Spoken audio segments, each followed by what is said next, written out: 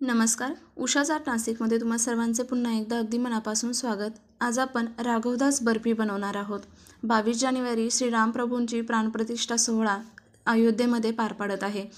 आपणही आपल्या घरी दिवाळी म्हणून हा सण साजरा करणार आहोत. त्यासाठी नैवेद्य म्हणून ही बर्फी मी बनवलेली आहे.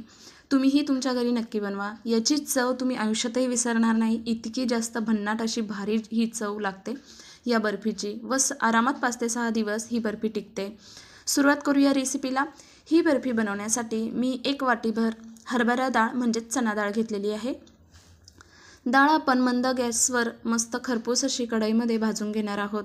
भाजल्यामुळे आपल्या डाळीची जी चव आहे ती खमंग होणार आहे. खूप जास्त खरपूस लागणार आहे. खाल्ल्यानंतर तुम्ही या बर्फीची चव आयुष्यातही विसरणार नाही. इतकी जास्त भारी ही चव या भाजलेल्या डाळीमुळे आपल्या बर्फीला मिळणार आहे. ही पद्धत अगदी पारंपरिक आहे. तुम्ही या पद्धतीने ही बर्फी बनवू शकता. ही डाळ आपल्याला भाजायला साधारण 5 ते 6 मिनिट वेळ लागतो. मंद गॅसवर आपल्याला ही डाळ छान भाजून झाली की एका डिशमध्ये काढून घेऊया. ही डाळ आता आपण एका पातेल्यात काढून घेणार आहोत. साधारण तांब्याभर पाणी पातेल्यात घालून साधारण 4 तासांसाठी ही डाळ भिजत घालून घेणार आहोत. या पद्धतीने तुम्ही तयार मिश्रणाचे लाडू देखील बनवू शकता. याचे भरपूर असे प्रकार वेगवेगळे पद्धतीने ही लाडू किंवा बर्फी बनवली जाते. ही डाळ आता आपण तांब्यावर पाणी घालून एका पातेल्यामध्ये साधारण 4 तासासाठी भिजत घालून घेणार आहोत. 4 तासानंतर आपल्याला या डाळीतील असलेलं सर्व पाणी ओतून द्यायचं आहे. ओतून दिल्यानंतर आपण मिक्सरमध्ये ही डाळ मस्त बारीक करून घेणार आहोत. मिक्सरमध्ये ही डाळ बारीक करताना आपल्याला पाण्याचा अजिबात वापर करायचा नाही. डाळीतील 4 तासानंतर पाणी ओतून दिलं आहे, तुम्ही बघू शकता. आता आपण मिक्सरचं भांडं घेऊया व आपल्याला होता येईल तितकी ही डाळ आपल्याला बारीक अशी पेस्ट आपल्याला याची तयार करून घ्यायची आहे. लक्षात ठेवा, इथे डाळ बारीक करताना आपल्याला पाण्याचा अजिबात वापर करायचा नाही. या पद्धतीने सर्व जी डाळ आहे पाणी निंतळून आपण पाणी न टाकता मस्त आपल्याला बारीक करून घ्यायची आहे. तुम्ही व्हिडिओत पुढे बघणार आहात किती डाळ आपण बारीक केलेली आहे. डाळ बारीक केली की त्याचं असं ओलसर असं जाडसर थोडं रव्यासारखं मिश्रण आपल्याला पाहायला मिळणार आहे. चॅनलवर नवीन असाल तर चॅनलला सबस्क्राईब करा. व्हिडिओ पूर्ण नक्की बघा व एकदा ही रेसिपी घरी नक्की ट्राय करून बघा. तुम्ही बघू शकता असं जाडसर अगदी रव्यासारखं ओलसर असं मिश्रण सगळी पेस्ट अशी आपण तयार करून घेतलेली आहे. या पद्धतीने सर्व डाळ मी बारीक करून घेतलेली आहे. आता आपण इथे एक पाक तयार करून घेणार आहोत. पाकासाठी एका पातेल्यामध्ये जितकी आपण डाळ घेतली आहे तितकीच आपल्याला साखर घ्यायची आहे. 1 वाटी डाळीसाठी मी इथे 1 वाटी साखर घेतलेली आहे. पाव वाटीच्या वरती व अर्ध्या वाटीला कमी मी इतकं पाणी इथे या पाकासाठी वापरणार आहे. इतकं पाणी अगदी बरोबर आहे. त्यापेक्षा कमी किंवा जास्त पाणी करू नका. आता आपण हे मिश्रण गॅसवर ठेवून घेऊया. हे मिश्रण चमच्याने मंद गॅसवरती आपल्याला सतत हलवून घ्यायचं आहे. पाकाचं जे मिश्रण ते फार कमी प्रमाणात असतं त्यामुळे ते करपू शकतं. त्यामुळे चमच्याने हे मिश्रण आपल्याला ढवळत राहायचं आहे जेणेकरून खाली पाक करपणार नाही किंवा साखरेचं खाली मिश्रण कडक बनणार नाही. अगदी 5 ते 6 मिनिटात आपला हा पाक रेडी होतो. पाक बनवण्याचंही अजिबात टेन्शन नाही. साखर विरघळली की पाकाला फेस यायला सुरुवात होते. साखर अजून विरघळलेली नाही, तुम्ही बघू शकता. 5 ते 6 मिनिटात आपला पाक तयार होणार आहे. पाक जर बिघडला, पातळ जर झाला तर त्यावरही ट्रिक तुम्हाला पुढे सांगणार आहे व घट्ट जर झाला तर त्यावरही तुम्हाला ट्रिक पुढे सांगणार आहे. त्यामुळे व्हिडिओ अजिबात स्किप न करता बघा. मस्त आपण या साखरेच्या पाकामध्ये पाण्याचं प्रमाण कमी असल्यामुळे अगदी पटकन हा पाक बनला जातो व ओळखण्यास देखील तितकाच सोपा देखील आहे. आता आपण एक डिश घेऊया. डिशवरती आपण 1 थेंब असं आपल्याला टाकून घ्यायचा आहे. आपला जर थेंब जागच्या जागेच जर राहिला तर समजून घ्या आपला पाक तयार झालेला आहे व थेंब जर इकडे तिकडे पसरला गेला तरी समजा की पाक आपला अजून कच्चा आहे, पातळच आहे. आपला इथं बघू शकता थेंब अजिबात इकडे तिकडे होत नाही आहे. बोटाने तुम्ही चेक करून बघितलं तर तुम्हाला एकतारी पाक या पद्धतीने ओळखायचा आहे. त्याची एक तार अशी 2 बोटांच्या साहाय्याने आपल्याला दिसते आहे. आपला पाक तयार झालेला आहे. आता आपण गॅस बंद करून घेऊया.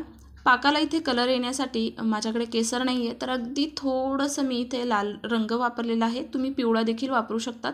हा रंग खाण्याचा आहे. अगदी बोटावर जितका अगदी थोडासा तुम्हाला उगाचच नावाला किंवा किंचित असा रंग आपल्याला या पाकामध्ये टाकून घ्यायचा आहे. गॅस मी सुरुवातीलाच बंद केलेला आहे. पाक तयार झालेला आहे. आता आपण बाजूला ठेवून घेऊया व आता आपण ही बर्फी तयार करण्यासाठी आपण कढई ठेवून घेऊया। कढईमध्ये मी साधारण 2 चमचे म्हणजेच अर्धी वाटी साजूक तूप घालून घेतलेलं आहे। तुम्ही तुपाचं प्रमाण वाढवू शकता। तूप छान विरघळलं की त्यामध्ये आपण बारीक केलेली चणा डाळचं जे मिश्रण आहे ते आपण टाकून घेणार आहोत। हे मिश्रण सुरुवातीला फार लगदा असतं, फार त्याचा घट्ट असा गोळा असतो, परंतु जसं जसं आपण हे मिश्रण मंद गॅसवर खरपूस असं भाजून घेऊ तसं तसं ते मोकळं, अगदी रव्यासारखं मोकळं भुरभुरीत होण्यास मदत होते। सुरुवातीला हे मिश्रण कढईला लागतं, त्यामुळे चमच्याने हे मिश्रण एकत्र करून घेत राहा, खालीवर मिक्स करून घेत राहा। इथे मी व्हिडिओ फास्टमध्ये दाखवत आहे। मला ही डाळ पूर्ण भाजण्यासाठी साधारण 15 मिनिटांचा वेळ लागलेला आहे।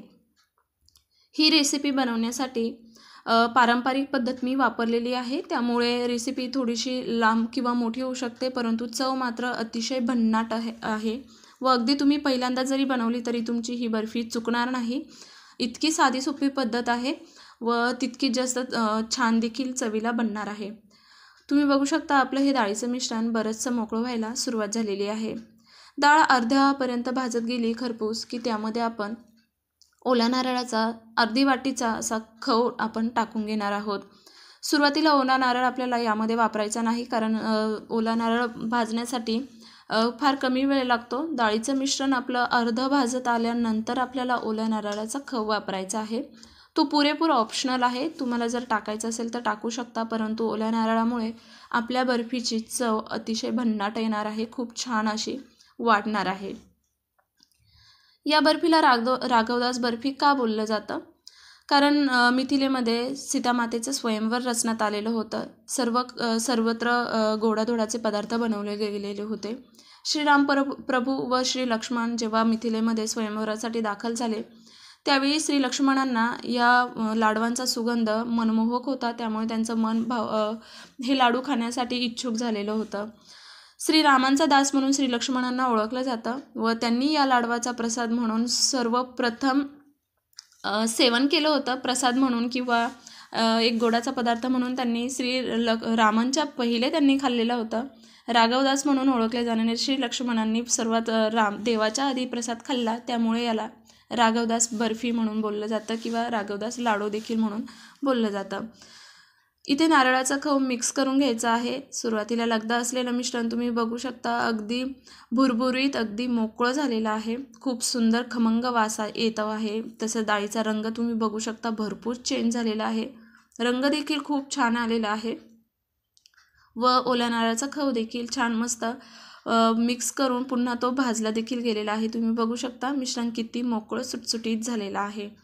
या बर्फीला अगदी माव्याची चव यावी यासाठी मी इथे 2 चमचे मिल्क पावडर वापरत आहे व पाव चमचा आपल्याला इथे वेलची पावडर देखील टाकायची आहे। आवडीनुसार तुम्ही यामध्ये ड्रायफ्रूटचा देखील वापर करू शकता।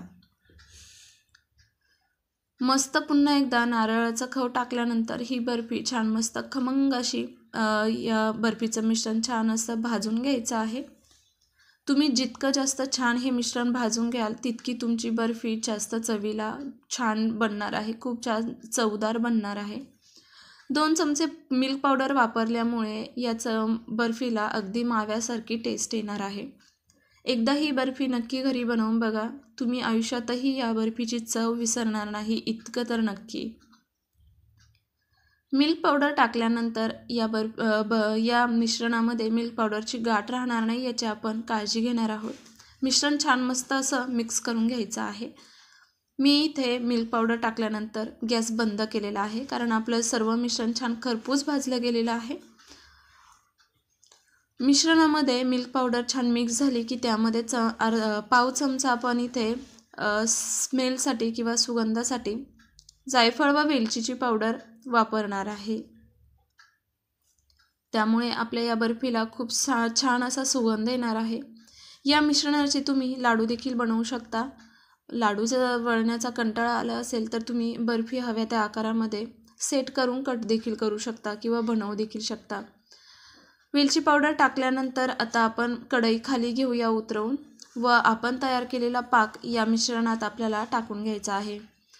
पाक जर बिघडला तर तुम्ही एक लक्षात घ्या, आपला जर पाक खूप घट्ट जर झाला तर त्यामध्ये 2-3 चमचे पोहे खाण्याचे जे छोटे चमचे असतात तितकं पाणी तुम्हाला कडक पाणी करून घ्यायचं आहे व पाकात टाकून घ्यायचं आहे। पाण्याचं प्रमाण तुम्ही बघू शकता. मी इथे 2-3 चमचे पोहे घालण्याचं सांगितलेलं आहे. तितकं कडक पाणी जर घट्ट झालेल्या पाकात जर टाकलं तर लाडू तुमचे घट्ट बनणार नाही किंवा वडी देखील तुमची घट्ट बनणार नाही. व जर पाक जर तुमच्याकडनं जर पातळ जर झाला तर त्यावेळी काय करायचं, आणि तो जर मिश्रणात मिक्स केलेला असला तर ते मिश्रण तुम्हाला मिक्स केल्यानंतर गॅसवर ठेवायचं. 2-3 मिनटं छान मस्त गरम करून घ्यायचं.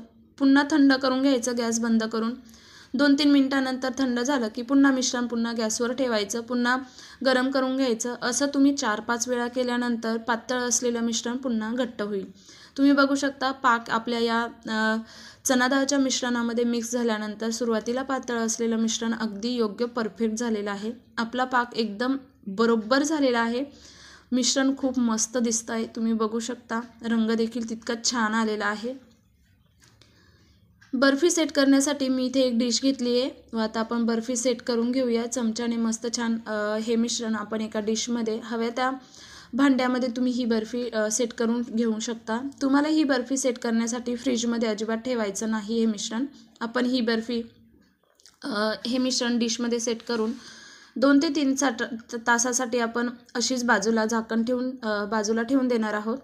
त्याआधी आपण चाकूने याला हवे त्या आकारामध्ये कट करून घेणार आहोत. साधारण 1-2 तासानंतर आपली बर्फी तयार राहणार आहे. ही बर्फी खायला खूप जास्त ठिसूर, खूप जास्त मऊ व 5 ते 6 दिवस टिकते. चवीला देखील तितकीच अप्रतिम लागते. आपली बर्फी छान तयार झालेली आहे. यामध्ये मी कोणतेही ड्रायफ्रूट वापरलेले नाही, परंतु तरीही ही बर्फी किंवा ही मिठाई खूप छान चवीला लागणार आहे. उरलेल्या राहिलेल्या थोड्या मिश्रणाचे मी लाडू देखील वळलेले आहेत. तुम्ही बघू शकता अगदी अलगद लाडू बनले जात आहे. या बर्फीचा रंग अगदी खूप सुंदर बनलेला आहे. अगदी मथुरेचे पेढे जे असतात त्यांसारखा या लाडवांचा रंग किंवा या बर्फीचा रंग आलेला आहे. तुम्ही बघू शकता व तितकेच जास्त खायला अप्रतिम देखील बनले गेलेले आहेत. साधारण 2 तासानंतर आपली बर्फी तयार झालेली आहे. आता आपण याचे पीसेस काढून घेऊया. तुम्ही पुढे बघणार आहात किती ठिसूर ही बर्फी झालेली आहे. अगदी तोंडात टाकताच तुकडा पडेल किंवा विरघळेल इतकी सुंदर ठिसूर ही बर्फी तयार झालेली आहे व तितकीच चवीला देखील अप्रतिम बनलेली आहे. एकदा ही रेसिपी तुम्ही नक्की घरी बनवून बघा. हळदी कुंकवाच्या कार्यक्रमासाठी सुद्धा देखील तुम्ही ही बर्फी बनवू शकता. बर्फीचं टेक्स्चर बघू शकता किती ठिसूर आपली ही बर्फी झालेली आहे. वाव, खूपच सुंदर, अप्रतिम.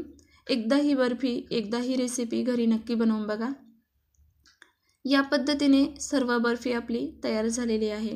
व्हिडिओ कसा वाटला मला नक्की कमेंट करून सांगा. व्हिडिओ आवडल्यास लाईक करा, कमेंट करा, शेअर करा. तुम्हीही तुमच्या घरी हा प्रसाद नक्की बनवून बघा. ही बर्फी प्रसाद म्हणून नक्की बनवून बघा. भेटूया नवीन रेसिपी व नवीन रेसिपी टिप्ससोबत आपल्याच उषाज आर्ट नाशिक या चॅनलवर. तोपर्यंत धन्यवाद.